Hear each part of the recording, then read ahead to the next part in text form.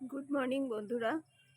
বৃষ্টির দিনে যখন চারধারে বাজারে সবজি পচে যাচ্ছে এবং সবজির প্রচুর দাম, তখন কিন্তু এটা বেশ জোগাড়ু ব্যাপার। আর এটা আমার বাড়িতে লাগানো, দেখো কি সুন্দর হয়েছে দুটো। আরও বেশ কিছু হয়েছিল, এর আগেও খাওয়া হয়ে গেছে, আরও হচ্ছে ছোট ছোট, যে এখানে ঝুলছে। ঘরের সামনে যদি এরকম ঝোলে সবজি, বাজারে যাওয়ার প্রয়োজনই নেই বৃষ্টির মধ্যে।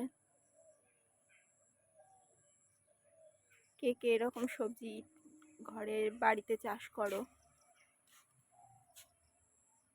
আর যখন সময় থাকে না, বাড়ির সবজি দিয়েই বেশ ভালোভাবে চলে যায়। আর এটা যেহেতু সার ছাড়া বাড়িতে লাগানো, একদম অর্গানিক,